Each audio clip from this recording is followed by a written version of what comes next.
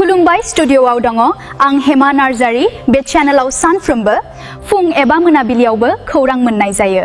बिनिखायनो नोंथांमोनहा खौरां खोनासंनो मोजां मोनोब्ला आंनि चेनेलखौ साबस्क्राइब खालामना ला। फैनारेबाव बिटिसिनि इएमफोरनि बिफानखौ सोलाय-सोल' खालामनानै होदों। डिपुटि चिफ रेगुलेटरि महरै बिथांनो गोदानै एग्रिकालचार लेबर वेलफेयार डिपार्टमेन्ट आरो INPR बिफानखौ होनाय जादों।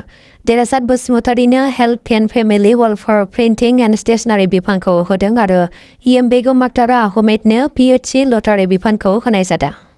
14 नखरनि गेजेरावनो गासै 9 नखरफोरा आबुङै खामनानै सिलिंखार।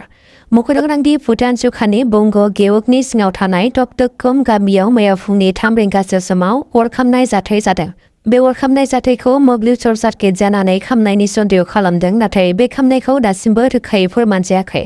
गोहोम गोग्लैनाय ओनसोलनि गासै 14 न'फोरनि गेजेराव 9 नखरफोरानो खामनानै सिलिंखार जादों। तृणमूल कंग्रेसनिफ्राय बिबान ओंखारबाय MP सुस्मिता देबा। बिथाङा TMC एबा तृणमूल कंग्रेसनिफ्राय बिबान ओंखारनायनि उनाव दिल्लीयाव आसामनि गिबि मन्थ्रि डक्टर हिमन्त बिश्व शर्माजों लोगो हमनानै सावरायलायदों। सोलोंनिफ्राय मिथिनो हानाय बादिब्ला बिथाङा तृणमूल कंग्रेसनिफ्राय बिबान ओंखारनायनि उनाव दायो BJP दलाव हेफाजाब होगोन। मख'दोंदि सोनाब बंगनिफ्राय रायजो सभानि MP बिसायख'थियाव देरहासार जानो हादोंमोन सुस्मिता देबा। क'क्राझार जिल्लानि हुदगावआव दैमायाव गोग्लैनानै सासे सुबुंनि जिउ खहा जादों। जिउ खहा जानाय सुबुंखौ तिलापारा गामिनि नन्देश्वर नाथ होननानै सिनायथिदों। खौरां मोननाय बादिब्ला थांनाय मंगलबारनि बेलासि समाव मोसौ लायनो थाखाय थांनाय समाव तारं दैमायाव गबोनानै जिउ गोमादोंमोन होननानै मिथिनो मोननाय जादों। उननि समाव गोबां नागिरसेयावबो नागिरनानै मोनैनि जाहोनाव मैयानि सानाव SDRFनि हानजाया दैमानिफ्राय नागिरनानै गोथै देहाखौ बोखांनो हायो। नाथाय बे थैनाय जाथाया माबोरै जाखो आरो बोरै दैयाव गबोनानै थैखो बेनि खौरांखौ दासिमबो रोखायै मोननाय जायाखै। आसाम पुलिसआ ड्राग्सनि हेंथायै गोख्रों सिग्रोमनानै चिरांनि बिजनीनि दुथुरियाव ड्राग्सजों लोगोसे सासे फालांगिरिखौ हमनो हादों।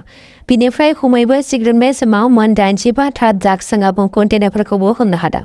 हमजानाय ड्राग्स फालांगिरिखौ बिजनी दुथुरनि साइबुल इस्लाम होननानै सिनायथिनो हादों। नोंथाङा भिडिअखौ मोजां मोनोब्ला लाइक, शेयार, साबस्क्राइब खालामना होबानो जाबाय। गाबोननि भिडिअआव लोगो मोनफिनसिगोन। गोजोन्थों।